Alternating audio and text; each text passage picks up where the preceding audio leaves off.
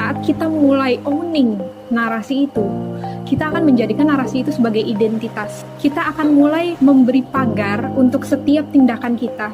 Gimana pun caranya harus sesuai dengan narasi itu. Katanya sifat dan watak itu berbeda. Katanya sifat itu bisa diubah, tapi watak nggak bisa berubah. Kamu punya nggak sih batas-batasan sendiri? Apa hal yang bisa diubah dan nggak bisa diubah dalam diri kita sendiri? Tubuh kita ini terbentuk dari banyak komponen. Yang aku maksud dengan tubuh itu di sini adalah mindset kita, behavior kita, habit kita. Jadi tubuh kita ini terbentuk dari beberapa komponen. Kalau kamu melihat diri kamu sebagai satu hal, otak dan tubuh kamu sebagai satu hal, kamu akan lebih cenderung berpikir kalau misalnya kamu nggak bisa berubah. Kenapa sih orang suka menunda-nunda? 4 hal ini adalah yang membuat orang suka menunda-nunda. Yang pertama adalah kamu sebagai makhluk sosial, kamu nggak bisa hidup sendirian. Jadi kalau misalnya kamu jadi penyakit untuk diri kamu sendiri, orang lain juga akan merasakan efeknya. Perubahan itu nggak terikat sama waktu. Intinya cuma satu, kamu mau atau enggak. Kalau misalnya kamu mau, kamu akan menemukan kayak peribahasa, selalu ada jalan menuju Roma ya. Iya. Ya, selalu ada jalan menuju Roma. Tapi pertanyaannya, kamu mau nggak ke Roma?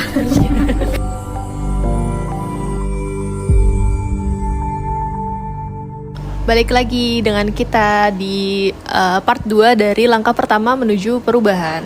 Nah, di part 1 kemarin kita udah bahas tentang apa sih perubahan itu dan apa sih tanda tanyanya kalau misalnya kita butuh perubahan dalam hidup kita. Jangan lupa tonton di part pertama, bisa lihat di atas. Ya, linknya di sini ya. Atau bisa juga cari di channel kita di klik aja. Oke. Nah, di part ini kita mau membahas tentang apa sih penyebab orang-orang gak mau berubah. Terus juga apa sih efeknya kalau misalnya kita gak melakukan perubahan dalam hidup kita sendiri. Dan gimana caranya biar kita bisa melakukan perubahan. Pertanyaan pertama, Loksi, apa penyebab orang gak bisa melakukan perubahan? Aku akan ngebagi penyebabnya ini jadi 2. Penyebab internal dan penyebab eksternal. Jadi penyebab internal ini adalah penyebab apa yang terjadi dalam diri kita. Saat aku ngomong internal, kita fokus ke diri kita, ke mindset kita, ke habit kita. Yang pertama adalah false identity, jadi identitas yang salah. Kita selalu menganggap diri kita kalau misalnya kita ini adalah A, B, C, D, dan kita nggak mau melakukan E, F, G, H. Jadi itu yang membuat kita sulit untuk berubah. Kita terlalu attached sama identitas kita terlalu overrated identitas itu. Kita berpikir kalau misalnya kita melakukan hal yang berbeda, entah itu akan memberi kita ancaman, atau hal itu nggak berguna untuk kita. Kayak di episode sebelumnya yang kita terlalu melabeli diri kita sebagai sesuatu ya? Iya, episode sebelumnya tentang potensi diri, kita ngobrolin tentang owning your narrative. Jadi kita terlalu memiliki narasi kita sendiri, narasi di kepala kita tentang siapa diri kita. Nggak ada salahnya kalau kita punya narasi di kepala kita. Yang salah adalah kita terlalu owning sama narasi itu sampai akhirnya narasi itu jadi identitas buat kita. Bahayanya adalah kayak gini, kalau misalnya kamu punya narasi di kepala kamu, narasi yang aku maksud di sini adalah aku orang yang baik, aku orang yang gak akan melakukan A, B, C, D, E. Aku adalah orang yang perhatian sama pasangan aku. Itu semua adalah narasi yang selalu kita sampaikan ke diri kita sendiri. Saat kita mulai owning narasi itu, kita akan menjadikan narasi itu sebagai identitas. Saat itu udah menjadi identitas, akan muncul ekspektasi-ekspektasi.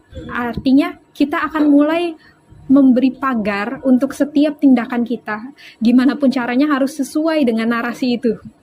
Karena itu adalah identitas. Tapi kalau misalnya kamu punya narasi itu, dan kamu bisa fleksibel sama narasi itu, artinya kamu bisa fleksibel sama perubahan. Kamu gak akan stuck sama narasi itu. Kamu akan lebih mudah untuk menjadi orang yang dinamis. Jadi sebagus-bagusnya orang adalah orang yang dinamis. Sementara identitas itu menjadikan kita statis. Statis itu nggak fleksibel untuk perubahan, dan aku khawatir kalau kita nggak fleksibel untuk perubahan, nantinya kita nggak akan berkembang. Tapi aku nih pernah mendengarkan sebuah kata-kata dari orang. Iya. Misalnya kita mau mengubah label diri kita.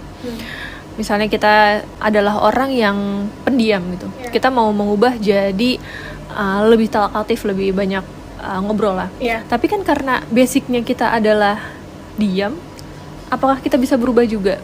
Katanya sifat dan watak itu berbeda. Katanya sifat itu bisa diubah, tapi watak nggak bisa berubah.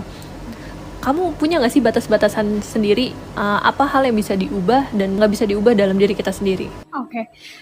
Untuk menanggapi apa yang kamu sampaikan sebelumnya, sebelum aku loncat ke apa yang bisa diubah dan apa yang nggak bisa diubah, aku mau nanggapin kalau misalnya case kita berbeda. Karena aku mengkategorikan diri aku mengidentitaskan diri aku sebagai pendiam. Dulu aku mengkategorikan diri aku sebagai pendiam. Tapi sekarang aku nggak merasa seperti itu. Karena aku udah mulai shift narasi aku mulai mengubah narasi apa yang aku sampaikan ke diri aku sendiri. Jadi kalau misalnya kamu bilang, dulu aku diam, tapi kita harus jadi orang yang mulai ngobrol. Tapi kan sifat asli kita diam, artinya kita nggak bisa. Menurut aku nggak selalu gitu. Sederhananya gini, kamu belum melihat signal-signal kalau kamu bisa melakukan perubahan itu. Bedanya adalah kayak gitu. Karena kita sama-sama pendiam, tapi kan aku melihat sinyal, akhirnya aku berubah. Jadi orang yang lebih talkative. Itu dalam pandangan aku ya, dalam pandangan aku udah berubah gitu. Nah, kalau misalnya apa yang bisa diubah sama apa yang nggak bisa diubah. Kayak tadi kamu bilang, antara sifat dan watak itu memang sesuatu yang beda. Ada yang bisa diubah, ada yang nggak bisa diubah. Tapi kalau misalnya kamu belajar lebih dalam tentang human psychology ya, kamu bakalan ngeliat variasi-variasi. Jadi kayak ibaratnya gini, tubuh kita ini terbentuk dari banyak komponen. Yang aku maksud dengan tubuh itu di sini adalah mindset kita. Nggak cuman apa yang visible, apa yang terlihat, tapi juga apa yang nggak terlihat ya. Mindset kita, behavior kita, habit kita. Jadi tubuh kita ini terbentuk dari beberapa komponen. Yang nggak bisa kita ubah adalah faktor-faktor yang genetik. Bahkan genetik itu kasusnya nggak selalu nggak bisa diubah. Bisa diubah dengan training diri kita untuk melakukan sesuatu gitu. Jadi ibaratnya genetik pun bisa kita modifikasi gitu. Dan kalau misalnya kamu ngelihat diri kamu sebagai satu komponen yang utuh, maksudnya satu hal gitu. Kalau kamu ngelihat diri kamu sebagai satu hal, otak dan tubuh kamu sebagai satu hal, kamu akan lebih cenderung berpikir kalau misalnya kamu nggak bisa berubah. Tapi kalau misalnya kamu melihat diri kamu sebagai komponen yang terpisah, kamu akan lebih cenderung untuk memodifikasi semua itu. Paham nggak? Kayak tubuh kamu nggak bisa melakukan ini, tapi otak kamu bisa. Dan otak kamu itu punya kuasa untuk mengendalikan tubuh kamu. Jadi kalau misalnya kamu melihat diri kamu sebagai komponen yang terpisah, aku yakin kalau kamu bakalan lebih mudah untuk berubah. Sekalipun kamu berpikir itu udah jadi sifat kamu, udah jadi watak kamu. Karena ada kutipan dari Jim Kwik, salah satu motivator di podcast yang sering aku tonton. Dia ngomong kalau misalnya ada metode untuk segala sesuatu yang terlihat seperti magic. Paham gak sih? Jadi kamu ngeliatnya nih, ih magic banget nih. Padahal ada metode di baliknya. Kita belum tahu aja. Pembahasan kali ini agak-agak menyerempet ke episode lalu ya tentang potensi diri. Iya. Kalau teman-teman mau tahu gimana caranya, kalau misalnya ada yang menarik nih dari obrolan Lulux tentang potensi diri, gimana cara kita mengenalinya, bisa banget nonton di episode sebelumnya. Ya. Ada di bawah rekomendasi biasanya. Ya, linknya ada di deskripsi ya. Ya, oke. Ya benar, aku setuju sama kamu ini menyentuh topik yang sebelumnya, karena memang potensi diri dan langkah menuju perubahan ini sebenarnya saling terkait. Jadi kemarin kita berbicara sekedar tentang potensi doang, kita menggali tentang potensi, tapi kita nggak berbicara langkahnya. Jadi di sini kita lebih fokus ke perjalanannya menuju pencapaian potensi diri. Jadi apa yang aku sampaikan kurang lebih di sini bakalan sama seperti yang sebelumnya, kecuali di sini lebih mendetail. Yang menghambat kita berubah. Yang kedua adalah kita tidak memiliki tujuan. Sama ya yang seperti yang pembahasan kita di episode sebelumnya. Kita tidak memiliki tujuan. Dan aku pernah bilang ke kamu kalau misalnya ada yang ngebedain orang yang punya tujuan dan ada orang yang nggak punya tujuan. Orang yang punya tujuan lebih terarah, dia lebih tahan banting, dan dia tahu gimana harus bereaksi. Intinya orang yang punya tujuan adalah pemain ketimbang pion. Itu ya, kamu harus mengubah mindset kamu di situ. Kalau misalnya kamu nggak punya tujuan, ini adalah sesuatu yang bakal menghambat kamu untuk menuju ke perubahan. Jadi tujuan itu penting.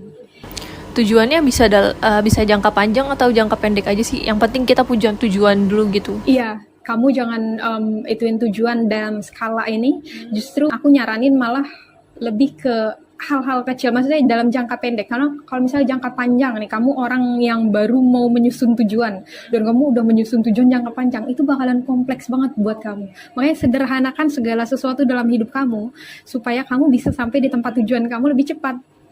Kesalahan kita adalah kita mengkomplekskan segala sesuatu dalam hidup kita sampai akhirnya untuk sampai di sana beban banget. Iya, benar. Jadi justru malah aku menyarankan kamu untuk memilih tujuan yang sederhana. Kayak gitu. Yang ketiga itu kamu terjebak di zona aman. Masih sama seperti sebelumnya ya. Ini salah satu pertanda kalau misalnya ini adalah salah satu hal yang menghambat kamu untuk berubah karena kamu terlalu terpaku sama zona aman. Zona aman ini sebenarnya udah pernah kita bahas di episode sebelumnya ya. Jadi kita bakal merekomendasikan kalian semua untuk nonton podcast tentang potensi diri ya, episode 18 dan 19. Yang keempat itu adalah lack of focus, jadi kurang fokus. Nah, ini sama seperti yang sebelumnya aku sampaikan di segmen pertama tadi. Jadi kita ini seperti cahaya atau seperti senter, di mana kalau misalnya kita ngarahin lampu kita ke tempat yang nggak menentu arah, itu akan membuat kita jadi nggak pasti gitu. Karena kita bergerak ke sono ke sini ke sono ke sini ke sono ke sini. Tapi kalau misalnya kita mengarahkan cahaya kita ke satu arah, kita bakal lebih mudah untuk mengerjakan sesuatu, menyelesaikan segala hal. Kayak gitu. Itu jadi gimana cara kita membuat fokus kita. Kadang kan orang tapi gue ADHD. gue susah mengarahkan fokus. Nah, balik lagi, ada metode untuk segala sesuatu yang terlihat seperti magic. Jadi kalau misalnya kamu berpikir, misalnya nih ya, strategi aku bagus banget. Anggaplah kamu menganggap aku orang yang punya strategi yang bagus. Tapi di sisi lain aku juga adalah ADHD. ADHD buat kalian yang nggak tahu adalah sindrom di mana orang itu kesulitan mengarahkan fokus mereka. Padahal kita sama-sama penderita ADHD. Tapi kenapa kok aku fokusnya lebih terarah? Anggaplah seperti ini, case-nya seperti ini ya. Itu karena aku mengarahkan fokus aku ke satu hal.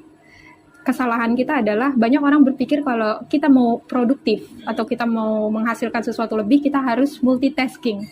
Tapi sebenarnya multitasking itu adalah ilusi. Nggak ada yang namanya multitasking. Multitasking yang kita maksud sebenarnya adalah switch tasking. Orang nggak bisa melakukan dua hal di waktu yang bersamaan. Tapi orang switch tasking. Jadi dari ini ke sini, balik lagi ke sini, balik lagi ke sini. Dan aku nggak menyarankan orang untuk melakukan switch tasking karena itu akan membuat mereka jadi less produktif dan itu jadi ngarahin fokus mereka ke tempat yang nggak beraturan. Selanjutnya adalah mistaken feeling. Jadi kayak kamu punya perasaan excitement sama sesuatu. Hal ini karena kamu excited banget nih, kamu harus selalu melakukan hal itu. Jadi kayak excitement over konsistensi. Ini kan kita lagi ngomongin apa yang menghambat kita untuk berubah ya. Kalau misalnya kita punya hal atau kita ngelakuin sesuatu yang bikin kita excited dan kita menganggap kalau hal itu adalah yang cocok buat kita, yang harus selalu kita lakuin, tapi kita nggak konsisten, nah itu juga akan mengalihkan perhatian kita dari perubahan gitu. Sederhananya gini deh, saat kamu posting sesuatu di Instagram, terus banyak yang nge-like, kamu mulai excited, karena kamu berpikir, oh orang lain juga suka sama hal ini. Artinya, gue mau posting lagi, gue mau posting lagi.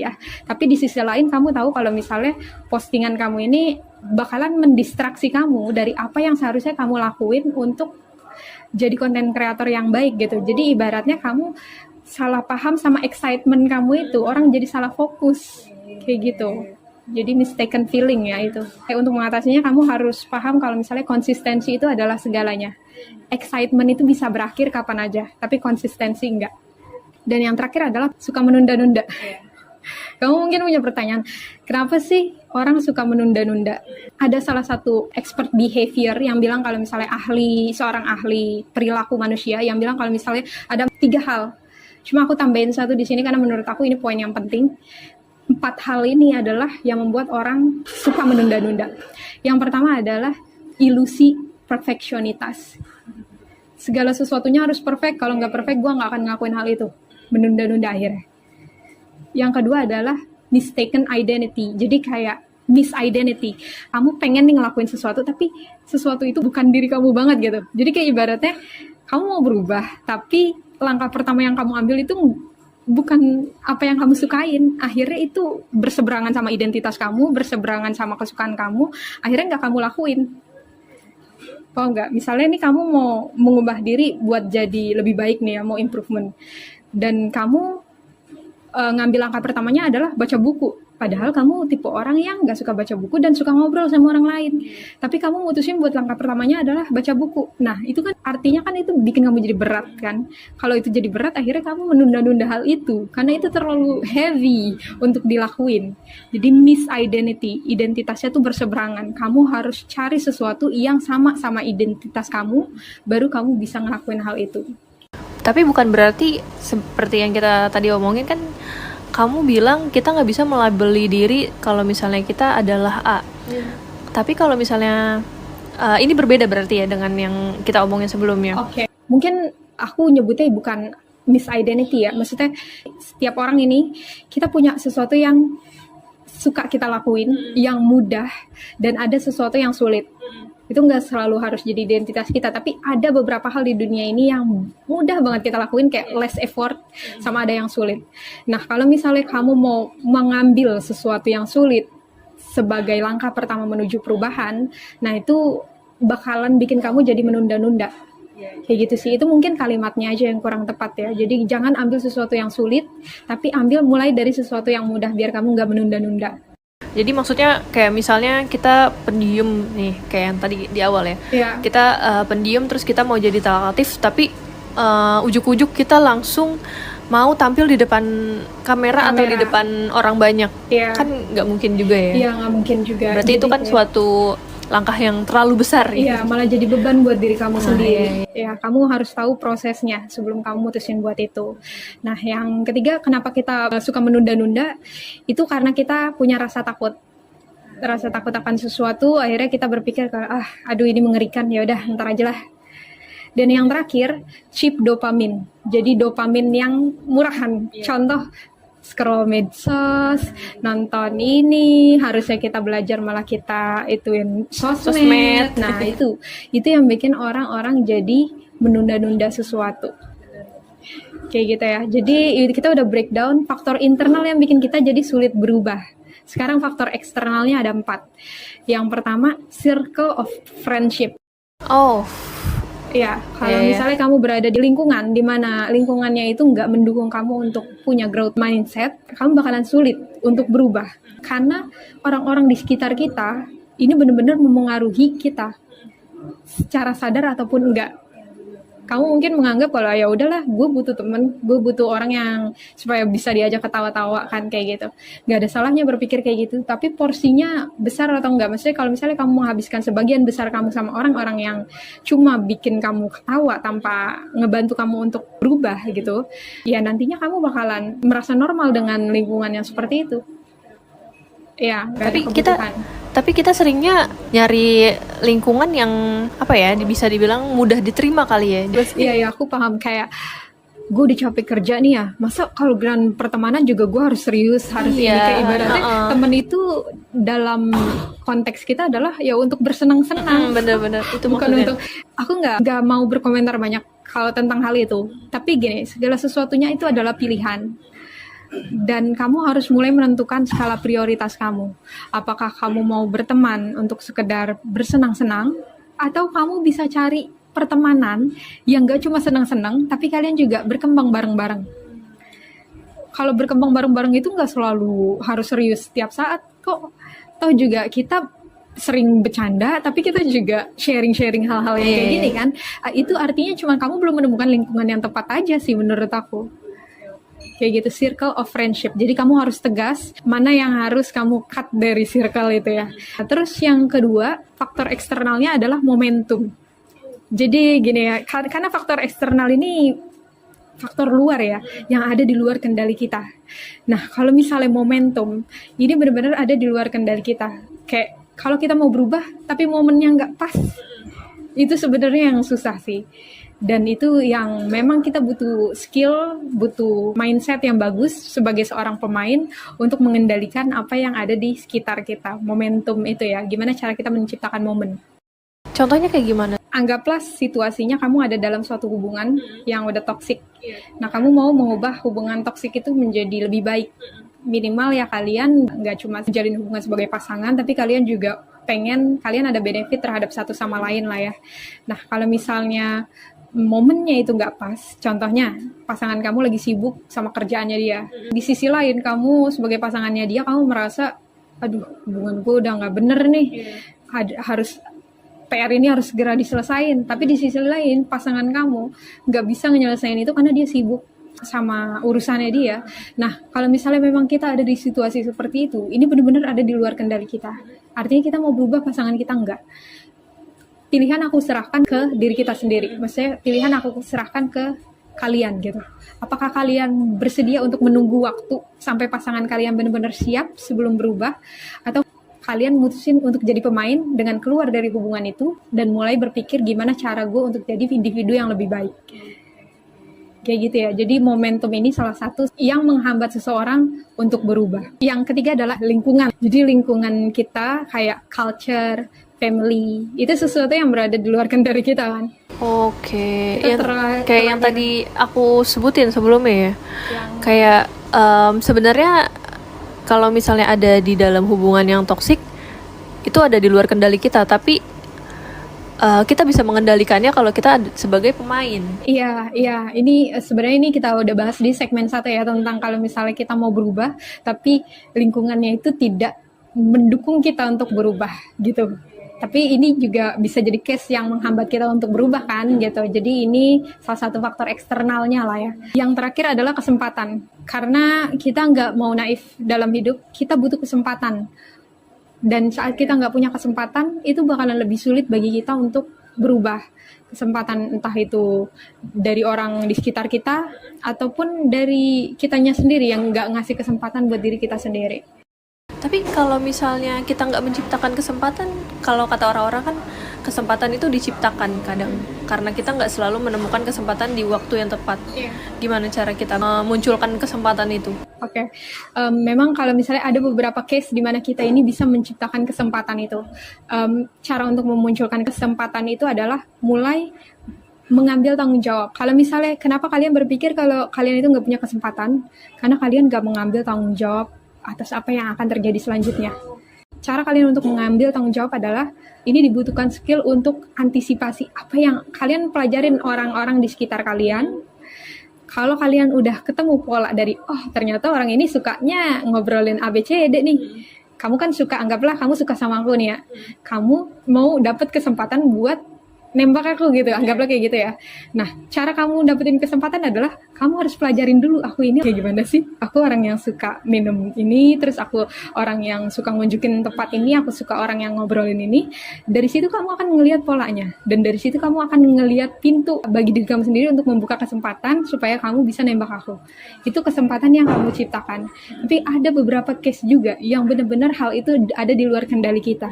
Jadi memang kesempatan itu bukan ada di tangan kita, melainkan di tangan pihak-pihak yang ibaratnya ya mungkin, atau suatu kejadian atau apapun, kita nggak bisa sebut itu orang ya, maksudnya apapun lah intinya yang berada di luar kendali kita kayak gitu. Itu bisa menghambat kita untuk melakukan perubahan. Jadi kita udah breakdown tuh internal dan eksternal.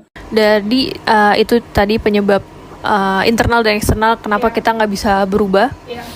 Terus apa sih efeknya sebenarnya kalau misalnya kita nggak mau berubah? Apakah efeknya untuk diri kita sendiri atau juga buat orang sekitar kita sih? Kamu sebagai makhluk sosial, kamu nggak bisa hidup sendirian. Jadi kalau misalnya kamu jadi penyakit untuk diri kamu sendiri, orang lain juga akan merasakan efeknya. Jadi toksik ya? Iya, jadi toksik. Kamu jadi parasit, nggak cuma untuk diri kamu sendiri, tapi juga untuk orang lain. Karena kita balik lagi, kita ini human nih, kita ini makhluk sosial. Sependiam-pendiamnya kita, seindividualnya kita pasti pernah menjalin hubungan sama orang lain. Dan kalau misalnya sifat kita jelek, orang lain juga akan merasakan efeknya gitu. Jadi apa sih dampak kalau misalnya kamu nggak mau berubah? Yang pasti bakalan dampak untuk diri kamu sendiri, kamu akan hidup secara otomatis seperti robot. Kamu bakalan jadi pion atas apa yang ada di sekeliling kamu jadi reaktif, orang yang cuma bereaksi atas apa yang terjadi dan nggak mengambil tanggung jawab atau proaktif. Dan dampak untuk keluarnya adalah orang akan mulai merasa berat untuk ngejalin hubungan sama diri kamu. Mungkin orang juga akan menjauhi diri kamu karena orang nggak merasakan benefit apa yang mereka dapat dalam diri kamu, atau case-nya misalnya orang lain ini adalah keluarga dan dia tetap stay sama kita karena ya dia berpikir kita ini keluarga, harusnya kita mau ngebantu keluarga kita bukan yang ninggalin. Tapi di sisi lain keluarga kita akan merasa kalau kita ini ya beban buat mereka. Yang pasti dampaknya itu besar banget. Jadi kita terbawa, misalnya kita ada di situasi yang toksik, karena kita nggak mau keluar, kita jadi terbawa arus untuk menjadi toksik juga dan menyebarkan ketoksikan itu ke orang lain. Orang lain, iya ya? benar-benar. Oke. Itu yang bakal terjadi. Selanjutnya, apa langkah-langkah biar kita bisa berani melakukan perubahan gitu? Oke, ini yang paling penting sih ya, karena dari tadi kita ngomong, oke, perubahan itu penting, oke, dampaknya begini, tapi gimana cara kita benar-benar untuk berubah? Karena aku percaya kalau misalnya orang mau berubah, orang udah punya keinginan untuk berubah, tapi mereka nggak tahu caranya. Yang pertama ini, yang visible, yang kelihatan buat dari kita, lingkungan kita, environment kita ini harus diubah. Kayak apa yang ada di sekeliling kita ini harus diubah. Seumpama kita orang yang males, kita tahu nih tubuh kita udah nggak sehat, kita tahu kita makan terlalu banyak, dan kita butuh olahraga, dan kita pengen mulai olahraga gitu. Tapi di sisi lain, lingkungan kita itu nggak mendukung kita untuk berolahraga. Jadi kayak ibaratnya kamar kamu masih berantakan, terus juga di kamar kamu itu kamu taruh TV yang bikin kamu jadi nonton, bukan yang bangun buat olahraga malah nonton. Atau kamu misalnya orang yang suka main HP, pagi harusnya bangun malah ngecek HP dulu karena HP itu ada di dekat kamu. Jadi lingkungan itu penting. Kamu harus mulai menyingkirkan sesuatu yang sifatnya menghambat kamu untuk mengambil langkah perubahan ini. Jadi harus dimulai dari diri sendiri juga. Dimulai dari diri sendiri dan dari lingkungan kita, dari apa yang terlihat aja. Aku mau sharing pengalaman aku ya tentang perubahan kayak gini. Dulu aku ini orang yang bodoh, bodoh banget. Aku orang yang bodoh banget. Bahkan aku dapat nilai 0 di kelas. Aku nggak punya semangat belajar, dan aku pikir kalau misalnya aku nggak akan bisa jadi orang-orang hebat itu. Sampai aku pada satu titik di mana aku merasa iba sama ibu aku yang udah nyari uang buat nyekolahin aku. Aku merasa kayak, kok gue nggak punya arah ya? Apa yang mau gue capai nanti ke depannya? Tapi di sisi lain juga aku merasa bahwa aku orang yang bodoh, aku nggak bisa jadi orang pintar itu. Karena kebutuhan aku, rasa simpati aku sama orang tua aku, dan kebutuhan aku untuk berubah lebih besar daripada hambatan yang aku punya, akhirnya aku mulai ngambil tindakan kecil dengan cara mengubah apa yang ada di sekeliling aku, mulai dari kamar aku.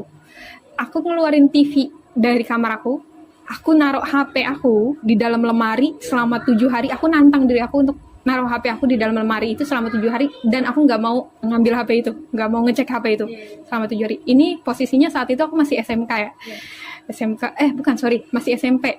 Terus aku pajang semua kertas di dinding kamar aku yang tulisannya pecundang. Kurang lebih seingat aku ada 10 lebih, ada belasan kertas.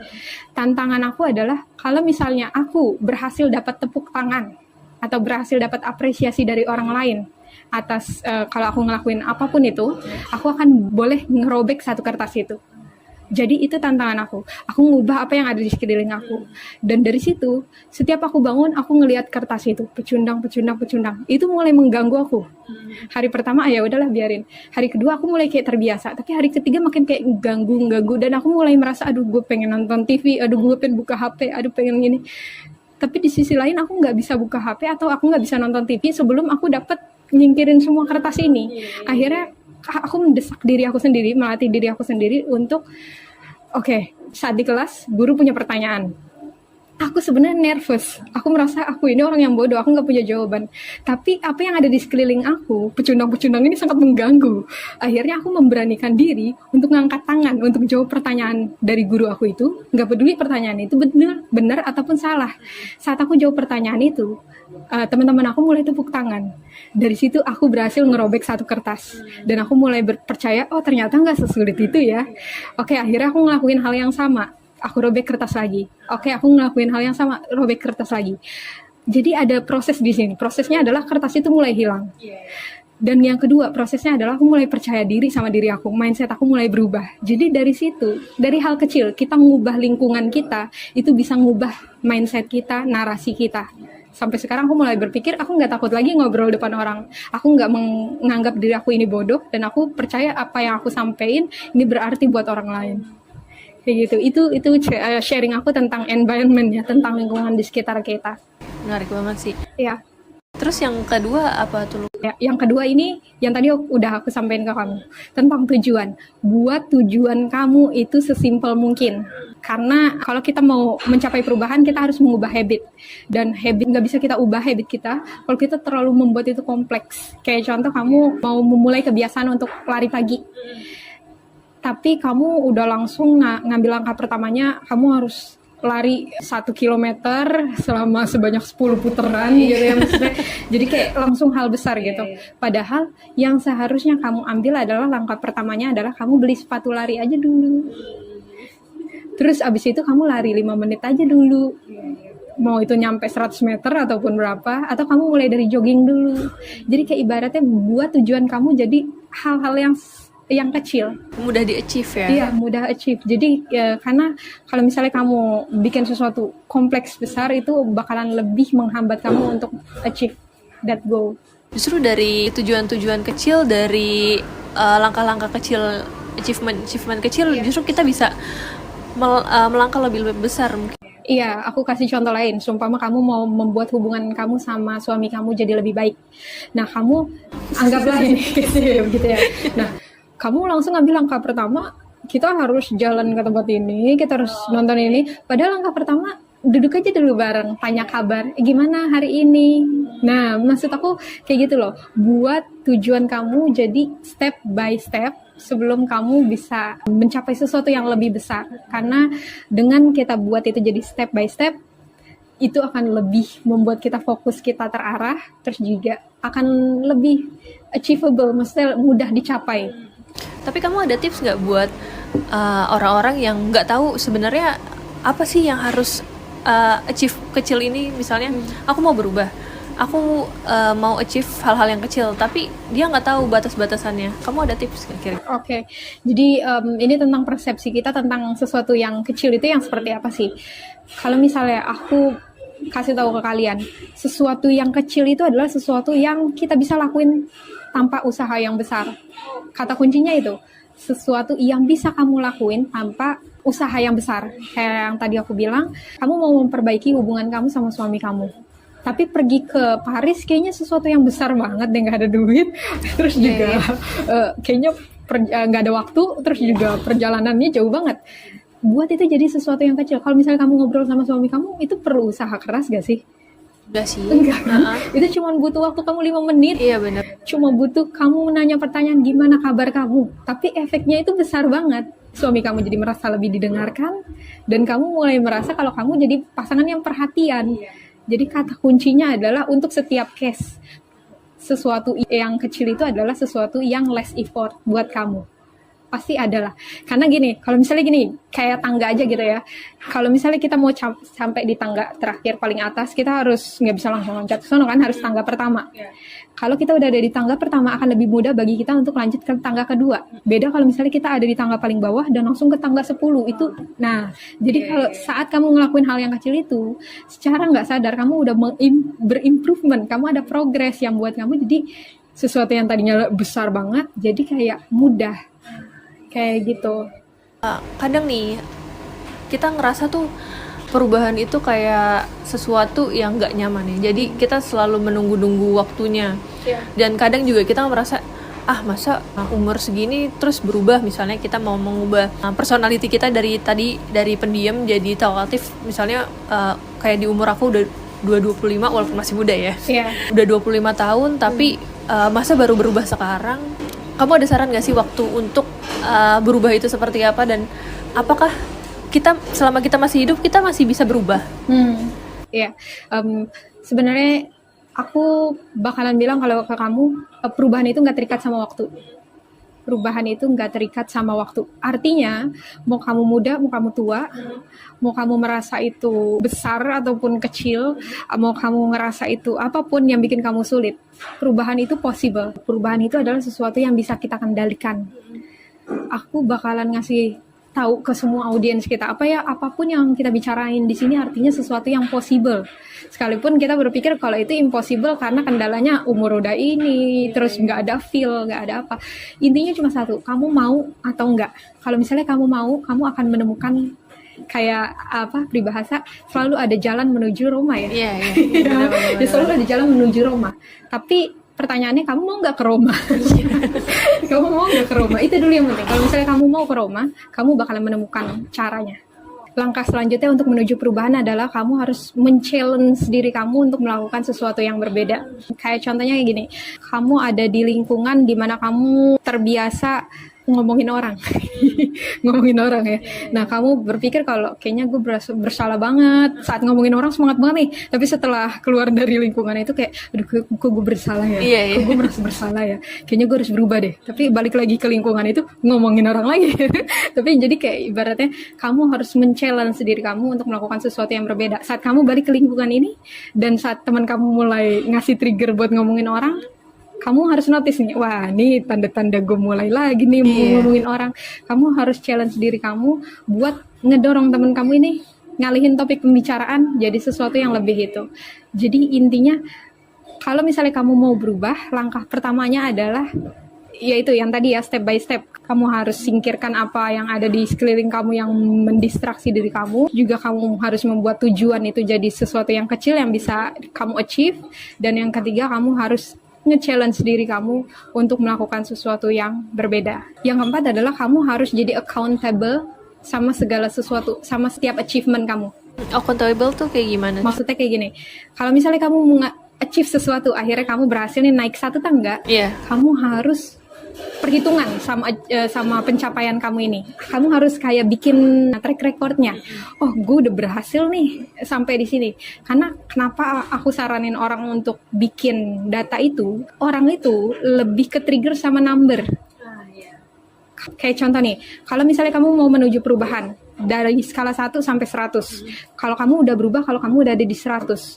Kalau misalnya kamu nggak bikin track record dalam hitungan itu, jadi setiap achievement kamu rayakan, terus kamu lupakan. Kamu rayakan, kamu lupakan. Nggak kamu hitung, kamu bakalan lost in the way gitu. Kamu hilang di tengah jalan. Aduh, gue udah mencapai apa aja ya? Masih jauh nggak sih menuju perubahan?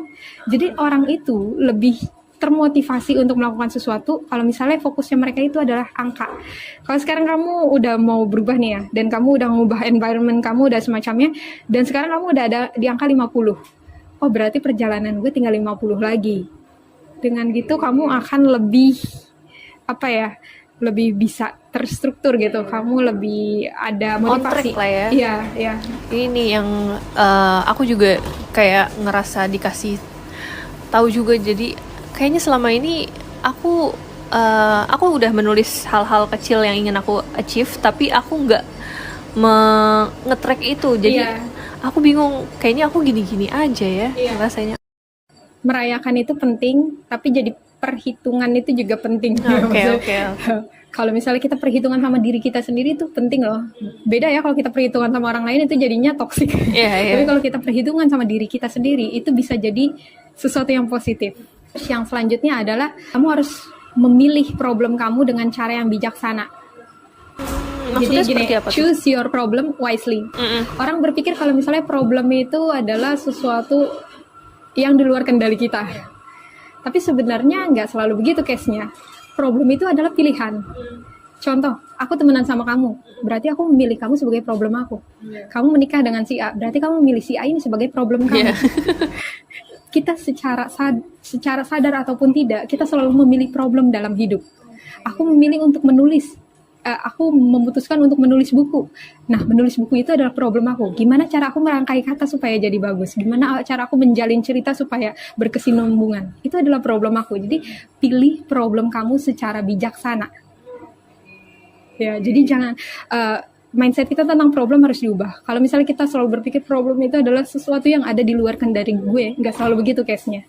Kita harus jadi pemain, jangan jadi pion. Kita memutuskan problem mana yang mau kita ambil. Karena kalau misalnya problem itu kita putuskan sendiri, kita pilih sendiri, itu akan lebih mudah bagi kita untuk menyelesaikan hal itu. Beda kalau misalnya problem itu dari luar dan kita nggak punya kuasa. Tapi bukan berarti karena kita memilih problem tersebut, kita jadi nggak mau memilih biar kita nggak punya problem ya. Iya, hidup ini sebenarnya tentang solving problem. Kalau misalnya udah nggak ada problem, kayaknya udah nggak hidup. Iya. Justru malah menurut aku, apa yang bikin manusia jadi berkembang adalah problem. Ada 2 langkah lain untuk menuju perubahan. Yang selanjutnya adalah take a record. Jadi setiap kali kamu achieve sama sesuatu, jangan lupa dokumentasikan hal itu. Dokumentasikan nggak selalu berarti video ini semacam ya. Kamu bisa dalam bentuk tulisan. Entah itu, aku hari ini berhasil mencapai ini loh. Tujuannya apa sih? Kalau misalnya kita punya track record, kita akan mengingat kembali momen itu. Saat kita pasti ada masa-masa di mana kita down. Kita udah sampai di 50% nih. Anggaplah kalau kita mau berubah kita harus 100%. Kita udah ada di 50% dan tiba-tiba kita down. Atau ada sesuatu yang di luar kendali kita dan bikin kita jadi, males gue berubah. Tapi kalau misalnya kamu punya record itu, punya diary kamu sendiri, baik itu dalam bentuk video, visual, maupun audio, ataupun dalam ingatan, kamu akan kembali ke momen itu. Kamu ingat rasanya pencapaian gue, perjalanan gue dari 1% ke 50% ini ternyata luar biasa ya. Dan kalau gue give up di sini, aduh sayang banget. Jadi record itu penting karena otak kita ini memang cenderung melupakan sesuatu gitu. Maksudnya kalau misalnya udah selesai ya udah lupain. Tapi justru malah yang membuat kita hidup adalah ingatan-ingatan itu, memori-memori itu. Dan yang terakhir, ini yang paling penting, repetition and consistency, pengulangan dan konsistensi.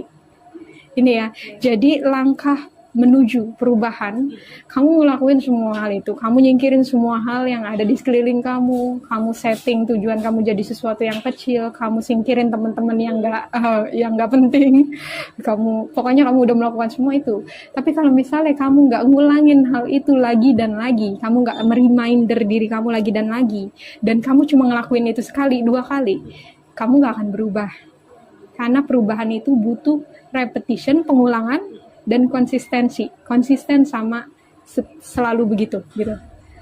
Tapi emang paling susah ya melakukan hal yang mungkin bisa dibilang nggak terbiasa kita lakukan, terus harus kita lakukan secara konsisten, itu paling susah sih. Sulit menurut aku, sulit. Cuman kalau misalnya keinginan kamu untuk berubah lebih besar daripada keluhan kamu, aku yakin orang akan take it as a chance gitu. Maksudnya orang nggak akan ragu untuk ngambil itu sebagai kesempatan mereka. Kayak gitu. Pastiin kalau kamu benar-benar mau berubah. Itu dulu yang pertama. Pastiin kamu mau berubah, kamu akan menemukan jalan menuju Roma. Ya, itu sih kita udah nge-breakdown semuanya. Oke, seru banget, menarik banget. Ini nggak berasa banget kita ngobrol udah hampir 1 jam ya, karena ini menarik banget. Dan buat aku personal ini aku kayak ngerasa dikasih tahu, padahal kita lagi podcast, tapi aku ngerasa kayak dikasih tahu sama kamu Luxi, karena memang kondisinya aku sedang ada di tahap kayaknya aku harus melakukan perubahan untuk diriku sendiri ya. Iya. Dan hal-hal yang kita obrolin tadi itu kebetulan jadi salah satu step buat aku untuk menyusun rencana dan juga untuk menyusun langkah-langkah yang bisa aku lakukan untuk mencapai perubahan itu sendiri sih. Iya. Terima kasih sekali Luxi. Aku senang bisa nge-share hal ini. Aku pun masih belajar, jadi aku di sini bukan sebagai expert, aku pun masih sebagai pelajar, dan ilmu-ilmu ini aku juga dapat dari orang-orang.